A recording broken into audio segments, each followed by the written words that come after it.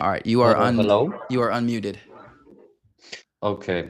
First of all, to introduce myself, I am Greek Orthodox, Okay. and sorry if it's kind of off topic from what you discuss generally, but it's a question about your position and the Orthodox Church position. I've been reading the Bible, Mm-hmm. the New Testament, with Yeah. my girlfriend. And we are at Mark, right? Mm-hmm. And I reach verse Mark 16, verse 8, and then it says, that the verses from 9 to 20 are not found in some earlier manuscripts or something like that. Yeah. And I'm curious on what's the Orthodox church position and why. Like, should they be included or not? Sure. Yeah. Yeah. Good question. So, um, and like I said, guys, like if you have like a genuine inquiry like this, like it's not an issue. Like I can address this. So if you guys have genuine inquiries such as this, then you can call in. Um, so yeah. So basically, this passage we would consider to be Holy Scripture, even though it's not found in Codex Sinaiticus, which is what it's referencing as far as the early manuscripts. And the reason is because we have very early testimony. So Saint Irenaeus, who is a disciple of Saint Polycarp, who is a direct disciple of Saint John. And Saint Irenaeus is writing in the second century, and he actually references this exact passage verbatim. So, in other words, even though we don't, because we don't have the original manuscripts for any of the New Testament, right? So all we have is the copies that were passed down. But what's unique is we have copies across the entire world. Really, we have three different sets of copies that are across continents, right? And so we have to take all of those manuscripts together, and there's going to be textual variants. And so the Orthodox Church uniquely, we're able to look at the entire witness of the church. And so we can reference someone like St. Irenaeus, right, who cites this exact passage in the second century. So that means that text was in the earliest manuscripts. It's just that we don't have those manuscripts anymore. That's how he was able to cite it. Does that make sense? Okay, yeah, it makes sense, but it says that the earliest manuscripts. Yeah. I read it from the online from the New International Version, Yes. and it says the earliest manuscripts and some other ancient witnesses do not have verses from Yeah. 9 to 20. Yeah. So So like I was just we. explaining, that's talking about the Codex Sinaiticus. So the Codex Sinaiticus is the first compilation of manuscripts that we see. It's from the 4th century. And so it's the first compilation of really the entire New Testament that we have. And Oh. that's what it's talking about. So we have older fragments, for example, and then we have church father writings where they're providing commentary on these texts. So even though we don't have the original manuscripts from the 1st century, because we have the writings of the church fathers who are themselves were reading those manuscripts, we're able to Oh, okay. we're able to identify, hey, those earliest manuscripts that we don't have anymore, the church fathers did have them, and this text was there because Saint Irenaeus was writing about it. Does that make sense?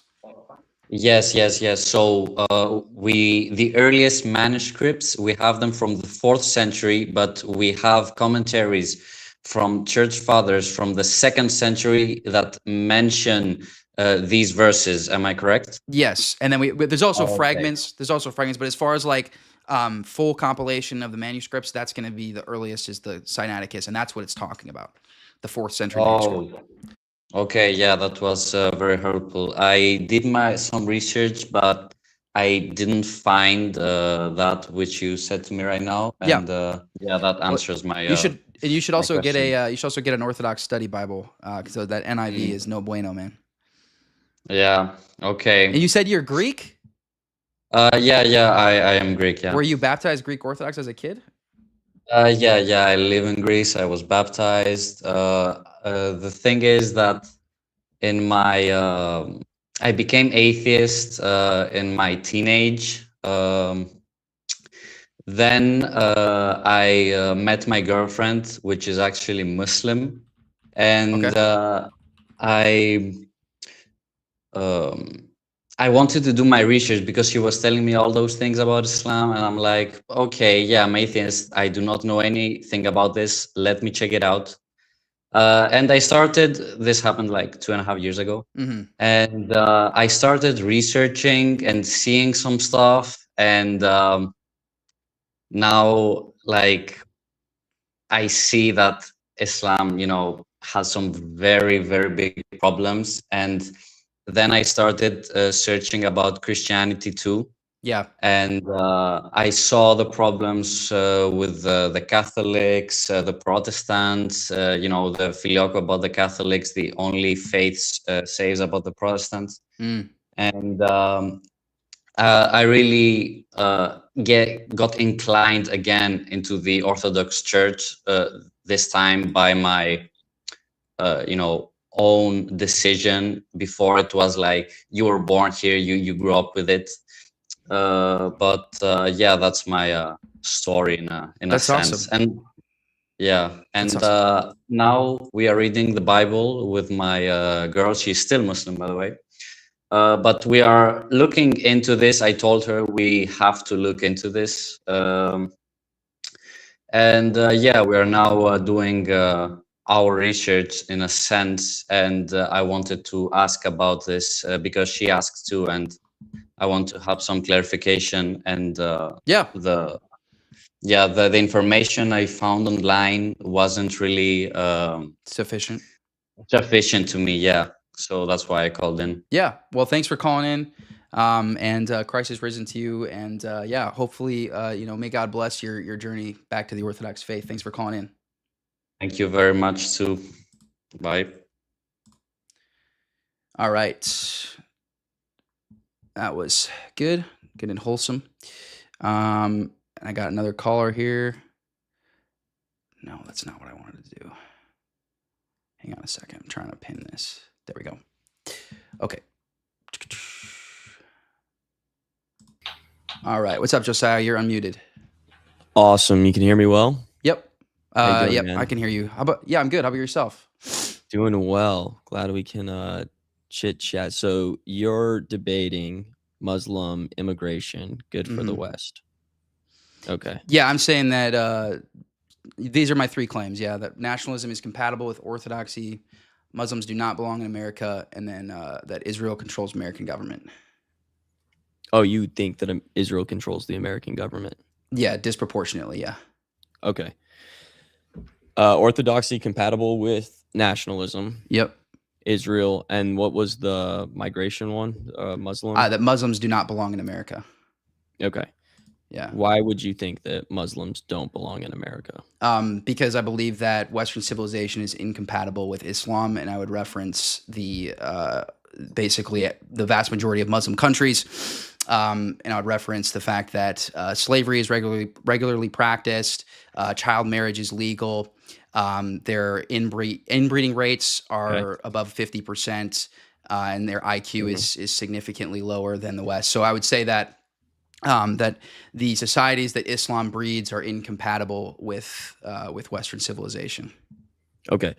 And you think that that is because of religious belief, cultural, or how much does race tie into that? Oh, I think that, so it's interesting because if you look at like Lebanon, where you have Christian population and Muslim population, the like inbreeding rates for the Muslim population is like substantially higher than the Christian one. So I of course acknowledge that, like anyone who watches my show knows that I acknowledge the importance of race. Like I'm not discrediting race. And I think a lot of that has to do with IQ, which is a result of years and years of centuries of inbreeding. So there is a correlation between inbreeding and low IQ. And so I do think that Islam does not have the measures to prevent that inbreeding like Christianity does, the teachings of the church, and this is what we see in Lebanon. And so as a result of religious and cultural influences from Islam, we actually see the IQ dropping substantially in those types of cultures. Okay. Andrew did a phenomenal job of debating Haikikachu on this. Yeah. Showing that, what was the chart he showed? Was it IQ? or was it inbreeding? I IQ can't in remember. inbreeding, yeah. Yeah. And it was like Pakistan or something, and it was like 70%, Dude, and their it's so IQ was bad. like it was insane. So, how much do you think race plays into? First question is any religion outside of Christianity compatible with the West? I would say no. I would say so. Here's sort of my position. Like when it comes to like Jews and Muslims and Hindus, is Okay. like if they're gonna live in the West, I basically do the Muslim thing as sort of like a clickbaity thing, but I will defend like all three. I don't think that any three of those really belong here. So, and the reason is, I would say if they're going to be here, they'd have to be living contrary to their religious beliefs. So, like for example, right? So, like a Muslim maybe can live in the West, but they would literally have to be living contrary to their entire religious system, to their religious role model, Muhammad. Like if you ask a Muslim, like, could you emulate Muhammad's life, like in the West? Like, and if they say yes, well then, okay, then it's incompatible with the West. Same thing with a Jew, right? So like, they believe that Rebecca was 3, for example, because it says this in the Talmud. They have obviously disgusting views, blasphemous views of Christ that are in the Talmud, blasphemous views of the Theotokos. So I would say that, like, if you're going to live in a Christian nation like America, then you have to respect Christianity, which is contrary to these religions. So, Okay. so like someone could live here and be one of those religions, but you would have to be living contrary to your own religion. So, it is incompatible for Jews to live here without living in contradicting their religion, is your take. Yeah. But you also think that we have disproportionate amount of Israeli Jewish representation within the government. Yes. Yeah. I mean, that's foreign influence, though. That's not inherent to American identity. So like I believe that American identity, we have to, so a lot of people get this wrong, right? They think we got to deal with like the foreign influence issue first, and then move on to immigration and American identity. And that's totally wrong. Like we need to start with American identity first, because that's a positive case, right? Whereas like foreign influence is a negative case, right? We are ridding ourselves of something, whereas American identity is us grasping onto something, right? It's something that is positive. So we first have to figure out American identity. We need to resolve that issue to be able to properly combat the foreign influence issue, right?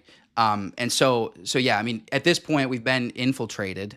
I think it's pretty obvious. I think you agree with this based on what I know about your views.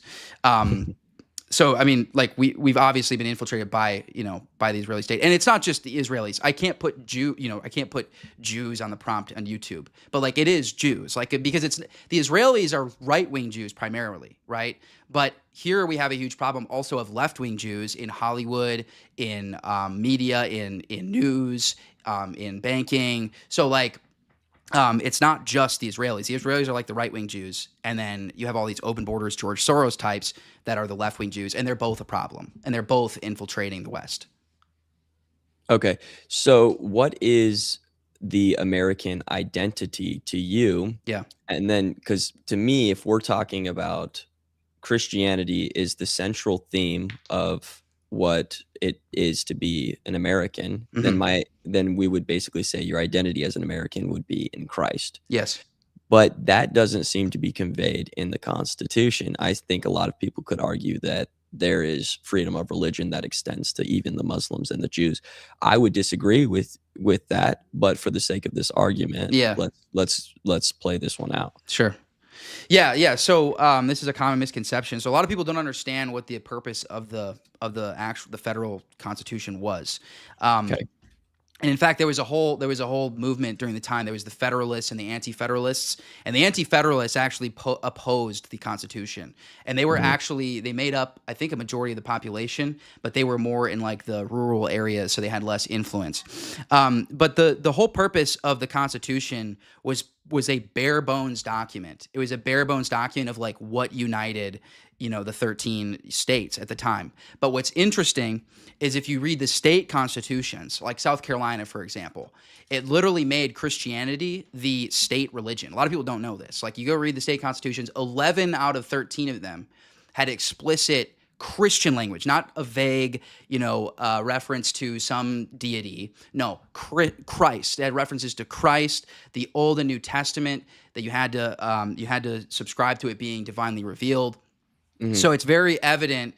And then, of course, John Adams famously said that the Constitution was written for a religious and moral people, right? And so all this to say, although the federal Constitution did not include this, the state constitutions did, and so it'd be ridiculous to pit the federal Constitution against the state constitutions, considering it was the same people that were writing both of them. You know what I mean? But wasn't it extremely schismatic and divisive whenever this was happening?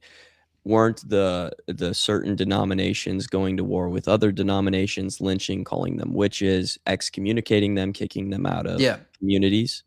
Well, yeah. I mean, this is actually what I believe Orthodoxy solves. So, a lot of people will be like, "Oh, hey, America was founded as a Christian nation, but it was primarily Protestant." And it's like, okay, well, that's true to an extent, right? But I mean, Maryland was Catholic, and then I've talked about. I don't know if you've heard me talk about this before, about the American heritage as far as Orthodox presence. I'll just give the rundown real quick. But you had, first of all, you had Philip Ludwell III, who is a Virginian government official. He was the first American convert to the Orthodox Church, and then he also helped appoint George Washington to colonel. Then you had John Paradise, who was Greek Orthodox Christian, and he trained Thomas Jefferson on the language of Greek, and he was the first ever naturalized citizen in the United States, and he was Greek Orthodox Christian. So that's two founding fathers that were Orthodox, and then you had 1,400 Greek Orthodox that were in St. Augustine, Florida, which is the first ever state in America, St. Augustine, and that was in 1768. You had 1,400 of them. And then finally in Alaska, you had Orthodox presence from the beginning. And actually when Alaska was absorbed into the United States, you had a third of the population that was Orthodox. So anyways, all this to say, I would say there was never a unified flavor, if you will, of Christianity in the beginning days. And you make a valid criticism of the Protestants that there was no such thing as like one Protestant church. Like you had all these different churches that are excommunicating each other. They're literally, anathematizing each other, killing each other over theology. And so what I believe that America needs is really a unified type of Christianity, and I'm obviously advocating for that to be Orthodoxy. And I believe that we do have claims to American heritage, and then the founding fathers also, they viewed Orthodoxy as a valid form of Christianity, right? And that's very important because that means that we're not straying from American identity. Because although most of them weren't Orthodox, they still considered Orthodoxy to be a valid expression of Christianity, if that makes sense. Really? And what about Catholicism? Yeah, no, absolutely. Catholicism too. They would say that all three. They would say Protestant, Roman Catholic, and Orthodox, all three are valid expressions of Christianity. What I'm saying is that in order to have really a successful, nationalist, less problematic, less lynching, Anabaptist flees because they, blah, blah, blah, all of that went on in the early beginning of the country. It would be better if it was unified. Now, I've seen that the Orthodox Church isn't as unified as people make it seem, that there actually is 10 or 11, 12, 13. I've seen a graph go around online that this is actually split up. Now, the Catholics like to say that they're the one true church and they've stayed united. We know that's not true. We know there's Sedevacanists who reject Vatican II. There's a lot of schism there. I'm not familiar of any schism with Orthodoxy outside of this micro knowledge from a graphic on Twitter.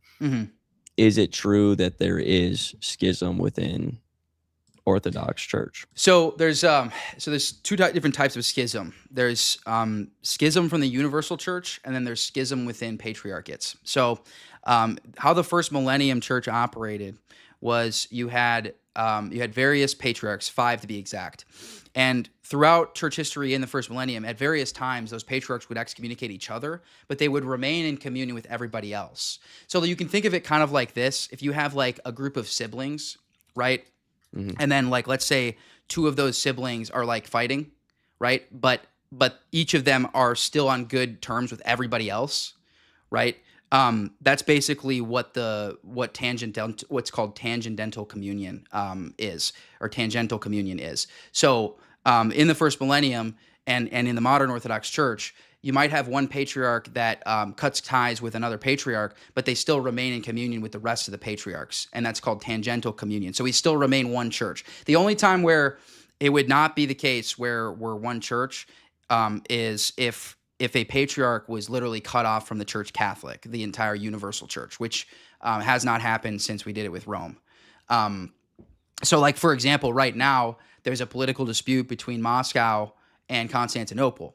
Well, both of those patriarchates are in communion with the rest of the Orthodox Church, and it doesn't affect laity. So, for example, if I'm a Greek Orthodox Christian or if I'm a Russian Orthodox Christian, I can go to the other side and receive communion, no problem. All it is they don't commemorate them in the liturgy formally, and they won't concelebrate the Eucharist. So it's sort of a disciplinary action over a political dispute, and it will be resolved by a council. So like there was just a schism between Jerusalem and Antioch earlier in just like maybe like 10, 15 years ago, and then it got resolved a couple years back it got resolved. So it's like this type of stuff will happen occasionally, and then it ends up getting resolved via a council, or the two patriarchates meet up and resolve the issue, wherever the case may be. The point is that it's the same exact model that it's always been. So like it never changed from the first millennium, whereas the Roman Catholic Church made this change where now Rome is like the marker. So like you have to be in communion with Rome to be in the church. But then even that is not resolving the issue, because you have the SSPX, who they now are about to appoint their own bishops because the Vatican won't let them. And so even though technically they're under the Pope's communion, if they appoint their own bishops, that's an active schism. So now it's like, even with their paradigm, there's still these weird like gray areas of like, are the SSPX going to be still part of the like the actual canonical Catholic Church or not when they decide to appoint their own bishops? Or are they going to be sedevacantists at that point? So it's like some of this stuff, and even the Latin canon lawyers can't agree on a lot of this stuff. So yeah, all this to say, our model matches the first millennium, and the Roman Catholic one doesn't. And even with them trying to resolve this issue in an uncanonical and untraditional way, they still have a lot of the same problems. Okay, that makes sense. So wouldn't you agree to some extent that Muslim migration, and this is kind of a little bit off topic, but that Muslim migration might not be the worst thing if we're trying to combat Jewish lobbies and Jewish power within the American system? For instance, you have Cuomo in New York, and then you have Mamdani. Now, they're both flawed, and they're going to have flawed political systems. Obviously, one's a democratic socialist, but he has more Muslim heritage. He's not going to be bending the knee necessarily, or in theory, as much to the Jews. Do you see how that could be useful in terms of taking back our country? Yeah, so one of the biggest reasons why I am JQ'd is because of the replacement of my people. And so this is why like this type of argumentation is silly to me, because it's like, okay, like the main reason why I'm JQ'd is because the Jews have coordinated this effort to replace my people and to wipe my race off the face of the earth, right? And so to say that I should ally with them, or with the people that are coming in that are replacing my people, to me is nonsensical. I would say that both foreign influence, like I was saying earlier, foreign influence and American identity / demographics are the same level of concern to me. And I would also say they're deeply rooted. So I talked about this in my last show. Okay. Maybe it was 2 shows ago, where I went over Emma Lazarus, because Emma Lazarus is one of the foundational figures in the mass migration propaganda campaign. She authored the New Colossus poem, which is now on the Statue of Liberty, which is mass migration propaganda. It was added to the Statue of Liberty in 1903. And she was a staunch, they called her a Zionist before Zionism. Like, she was a staunch Zionist. And so I would say that these issues are deeply rooted. We have rabbis that say that Islam is the broom of Israel. And we have the same various rabbis saying that their Messiah can't show up until the West is destroyed, Christianity is destroyed, white Christians specifically. And he literally says that they're employing Muslims to accomplish this, right? And so yeah, no, I would say that to ally with the Muslims would be to ally with the broom to combat the one swinging the broom, which doesn't make a lot of sense. And to be honest, the Muslims aren't like, this is what I think is funny. The Muslims aren't smart enough like to pull this off on their own. We already went over their IQ rates. Like, I mean, we're talking about 70, 80 IQ. Like, there's no way they could have coordinated this, this replacement effort that they're accomplishing, particularly in Europe, but it's starting to happen here too. And so like, it's clear that, they're sort of like just a weapon and they don't even know what they're doing, which is why they oppose Zionism, because the Jews don't care if the Muslims are pro or anti-Zionist, because Zionism isn't the ultimate issue.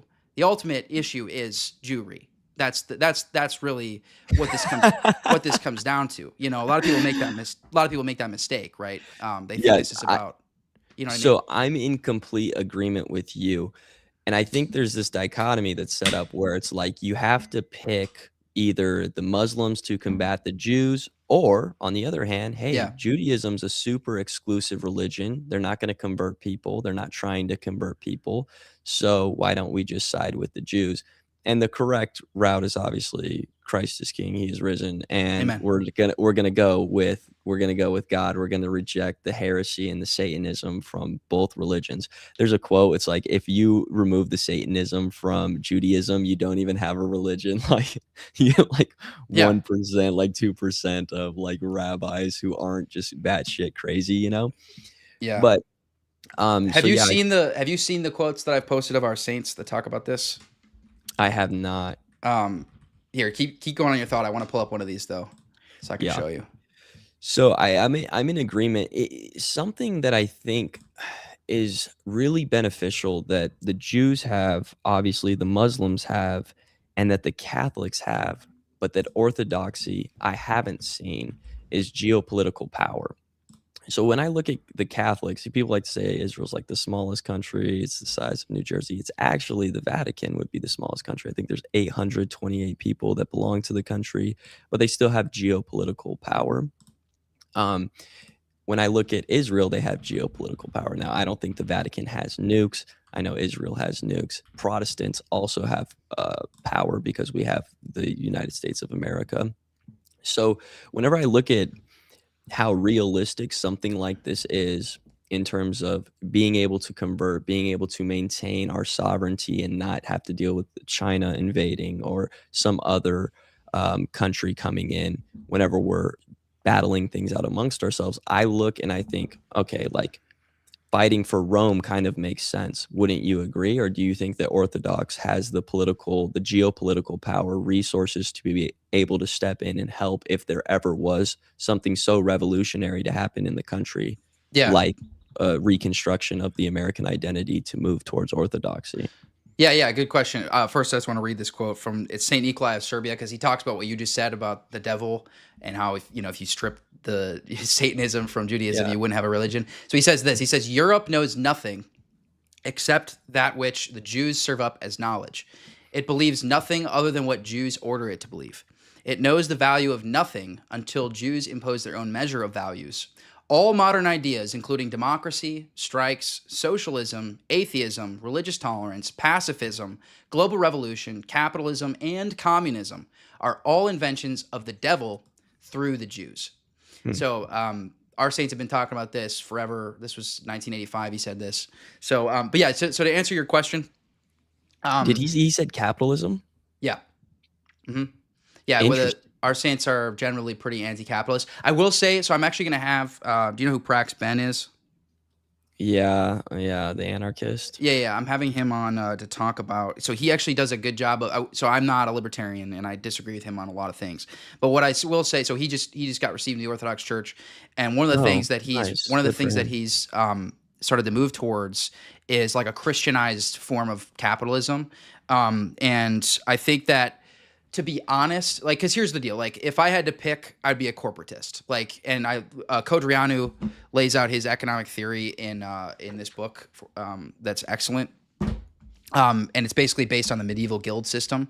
But here's the deal. Like, I don't think that's feasible in American politics. Like, capitalism is like so deeply rooted into America that I don't know if we can ever deracinate it, and I don't even know if we should. So I think that what Prax Ben is advocating for, as far as like a Christianized capitalism, might be our best case scenario, even though I'm not a huge fan of capitalism.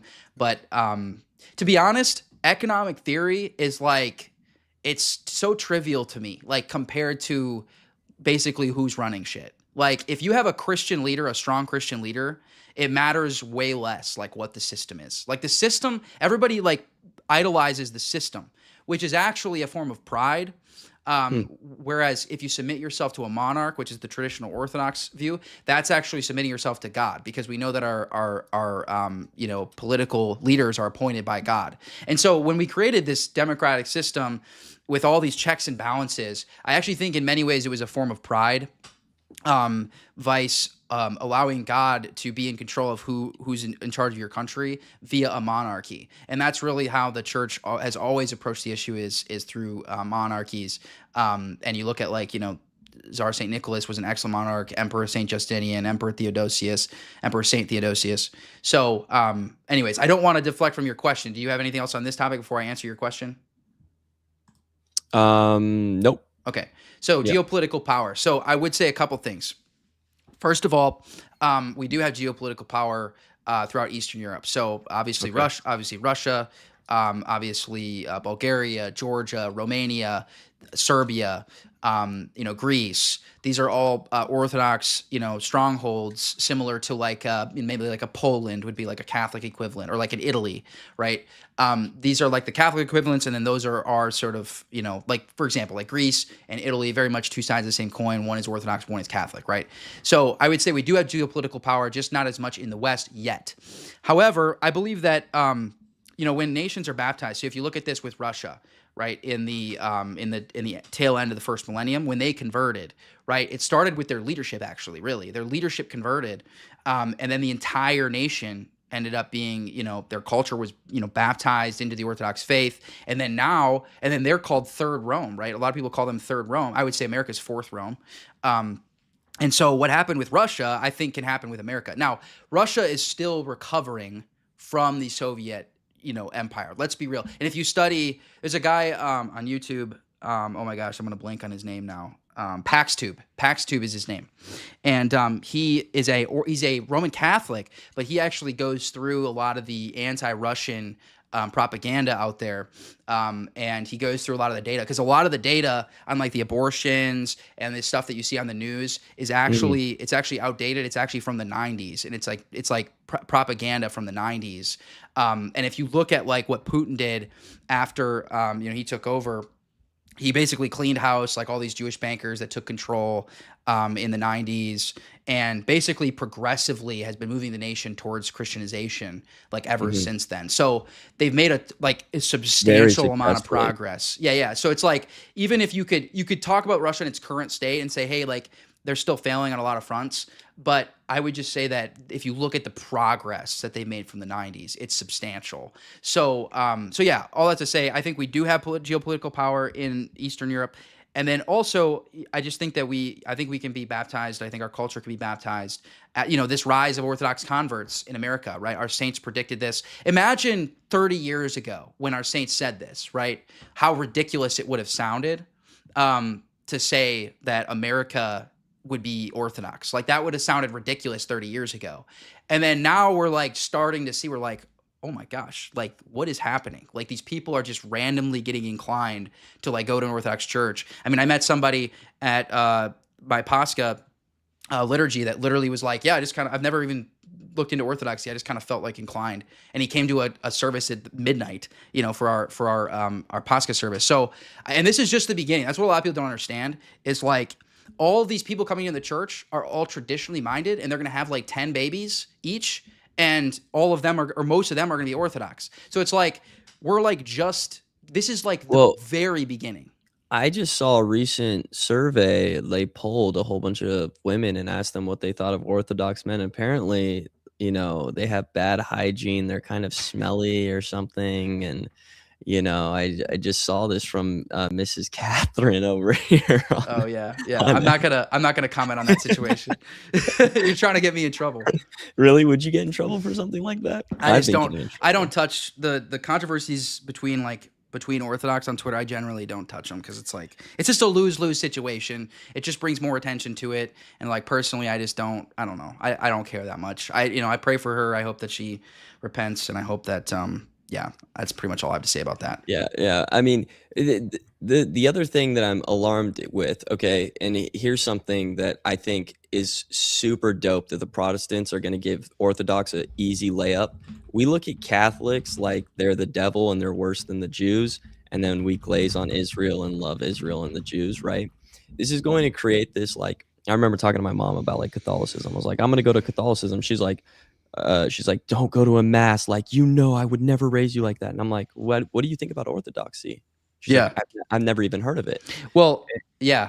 And once she looked into it, she was like, oh, I'm way less like abrasive towards something like this than Catholicism. So there's going to be a shift because people are so sick of the evangelical shoving the Zionism down your throat. We don't believe in dispensationalism anymore. We know that's heresy now. The Zoomers are waking up. And so we're going to be searching and keep on going further and further back. You're absolutely right. It will be mass amounts of people converting to either Catholicism or Orthodoxy. And I would prefer Orthodoxy. Yeah, well, in the country. That's something that that I've heard pointed out before is like there's not nearly as much of a stigma against the Orthodox Church here in America, and so like it's just going to be that alone. Like here's the reality. Even though that itself is not a good argument for Orthodoxy, the reality is most people don't convert because of good arguments. Like that's like most people are normies.